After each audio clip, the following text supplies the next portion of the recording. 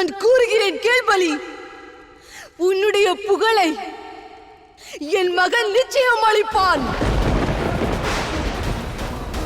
இன்று எந்த தாயின் மடியை நீ மண்ணால் நிரப்பினாயோ, இந்த தாயில் இருந்து பிறக்கும் மகன் உன்னை ஒரு நாள் மண்ணுக்குள் அனுப்புவான்.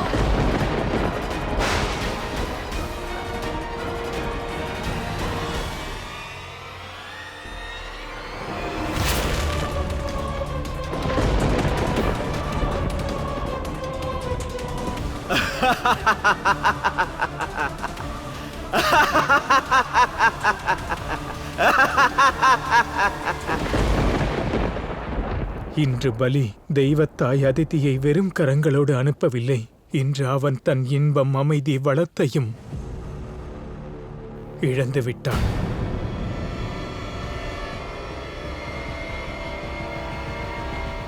தேவரிஷி, நாராயணர் திடீரென எங்கு சென்று விட்டார்? தாயே, எனக்கு தெரிந்து நாராயணர் நடக்கப் போகும் சம்பவங்களை எண்ணி தியானத்தில் ஆழ்ந்து விட்டார்.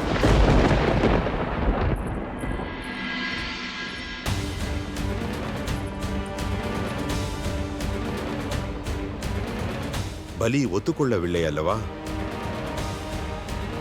சுவாமி, நாம் இந்த நொடியே நாராயணரிடம் உதவி கேட்கலாம். அவர் நம் அழைப்பை நிச்சயம் ஏற்றுக்கொள்வார். தவறு என்னுடையதுதான். அந்த கொடிய அசுரனின் அரசவைக்கு சென்றதற்கு பதிலாக நாராயணரின் கதவை தட்டியிருக்க வேண்டும். ஆனால் அப்பொழுது செய்ய மறந்ததை இப்பொழுது நான் செய்ய போகிறேன். கடவுள் நாராயணரை நான் பூஜிக்கப் போகிறேன்.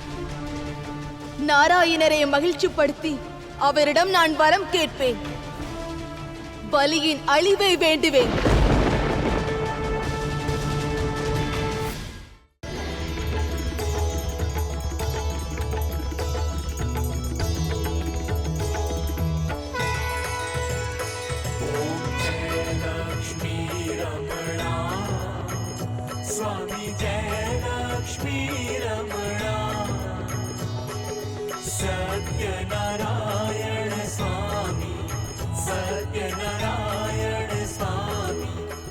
நாராயணரே,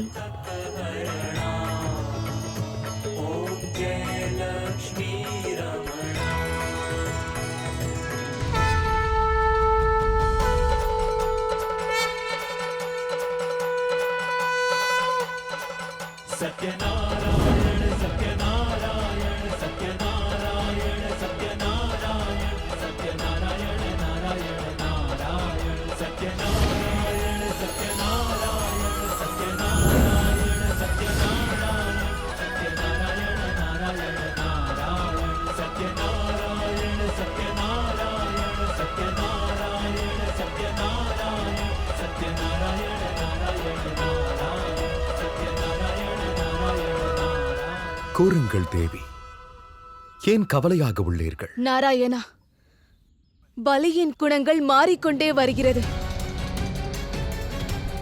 பெரும் பலசாலியான அவன் கொடும் அரக்கனாக மாறிவிட்டான்.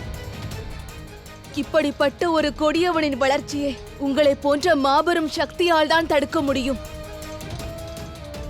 நீங்கள் அறியாததில்லை நாராயணா, நான் பலியை சபித்துவிட்டு வந்துள்ளேன். அவனுடைய அழிவு என் மகன் கையால் நடக்கும் என்றேன். அதனால் உங்களை நான் என்னுடைய மகனாக அடைய விரும்புகிறேன். என்னுடைய மகனாக அடைய விரும்புகிறேன். என்னுடைய மகனாக அடைய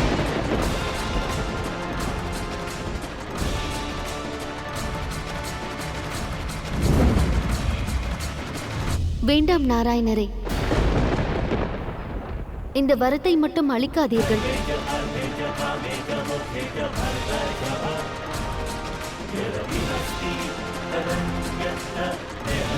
மீண்டும் என் பிரிவெனும் அக்னியில் மாட்டாதீர்கள் நாராயணரே.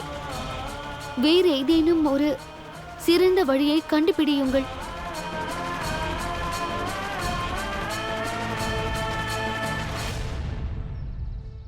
பிரபஞ்சத்தின் நன்மைக்காக இதை ஏற்றுக்கொண்டே ஆக வேண்டும் தேவி.